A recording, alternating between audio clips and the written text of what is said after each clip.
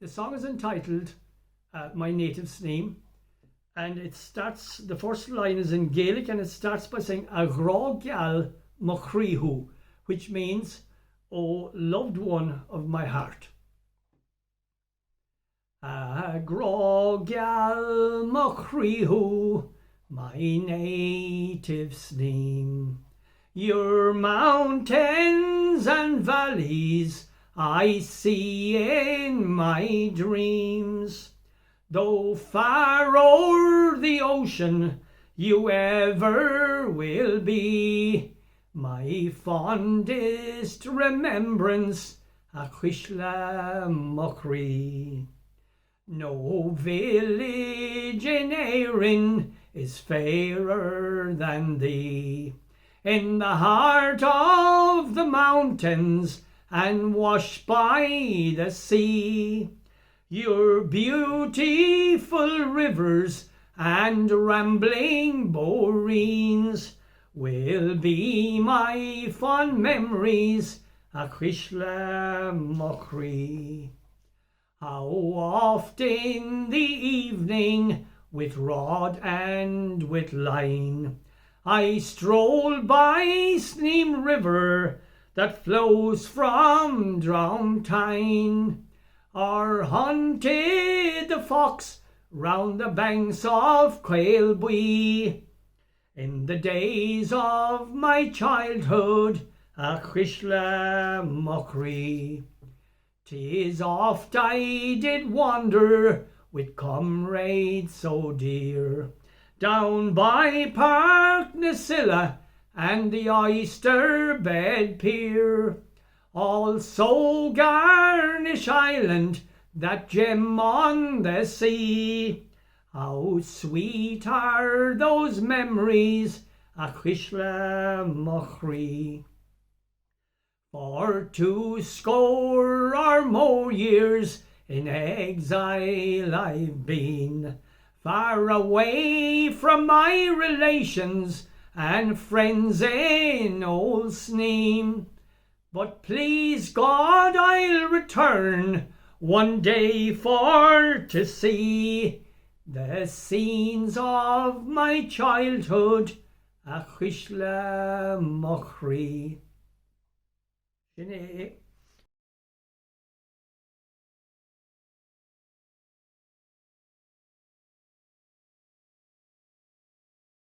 I think football plays, it gives every little community their own identity as well. People are very proud if their local team are doing well. And in the 70s, we had an exceptionally good group of fellas that came together at the one time. Now, one of the main reasons for that is that we had John Egan. You possibly have seen his monument and so on in town, right? And he was an outstanding footballer. He was top of the range in that he has won, I think, 6 All-Ireland titles and 5 All-Star awards. But not only was John exceptionally talented, his 3 brothers who played with him on our team, they were also very, very talented. And that really meant that we got to the very top division in Kerry, which was quite unusual for a very small little club at the time. That was in the, I'd say, 74, 75 onwards, thereabouts. We were at the very top. I had the pleasure of playing with quite a number of my past pupils. Now, I did play for roughly 24 or 5 years with the senior club, right? So it meant playing for a long time. I even at one stage played on the same team as my son, who happens to be in the States at present, right? But I played in Division 1, 2, 3, 4, 5, and then I kept going from 5 back up to 4, back up to 3, back up to 2, and I got to 1 briefly. So it was certainly time to retire at that stage, But our greatest achievement, at least from my point of view, was we had a very successful 7-a-side team as well in the 70s and mid-80s, up to the mid-80s, right? And again, one of the main reasons for that perhaps was because of the Egan brothers. They were all involved in our 7-a-side competition. Now, Sneem had actually started a tournament for 7-a-side clubs in 1958.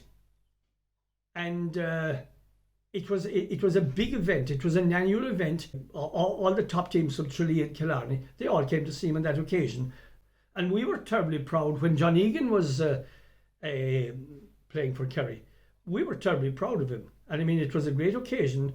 We went to all the All-Irelands at that stage. Now, we went primarily because John Egan was quite a remarkable guy as well, in that when the All-Ireland was over, on the day of the All-Ireland, rather than going off and wanting to talk to RTE or to some other VIPs, John would always make his way back to meet the people from Tahala and from Sneem in Dublin. So, I mean, we had some great afternoons, great evenings, even after big occasions like the All-Ireland, you know.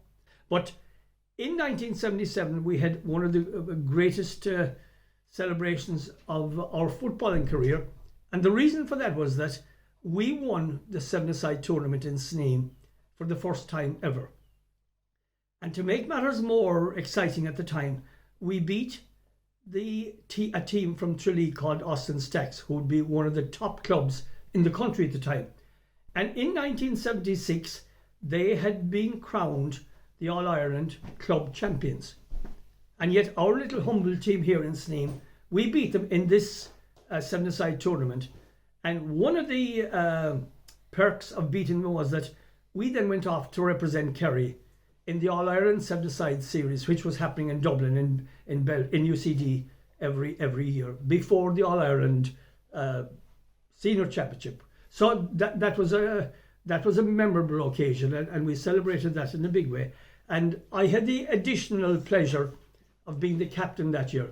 So I mean, bringing the cup into the children in the school was a tremendous occasion, you know. We erected the monument to John in 2017. We had to raise a considerable amount of money, up to 40 grand, to actually get the memorial in place. But we had very little problem fundraising.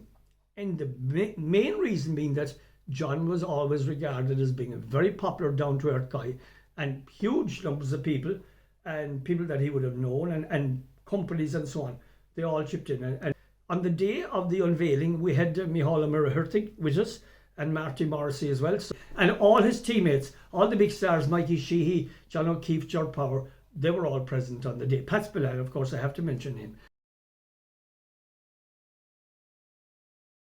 I borrowed a very famous old Irish tune called Red is the Rose, and I have tried to weave my little words around the air to that tune.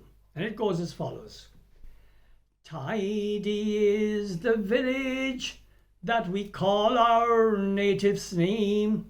Majestic are her mountains and valleys.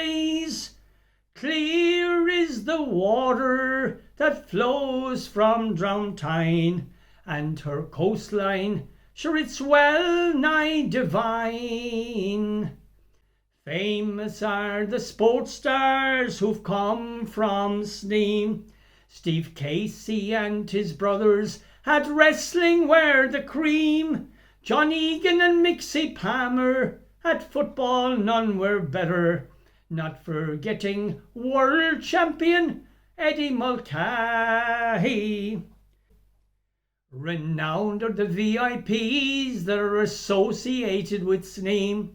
Presidents Carol O'Dollig and Mary Robinson are but two. Charles de Gaulle and Charlie Hoy, Queen Beatrix and Terry Keane, all agreed that its likes have ne'er been seen. 'Tis the bridge in the centre of Sneem, and from it a better view can scarcely be seen.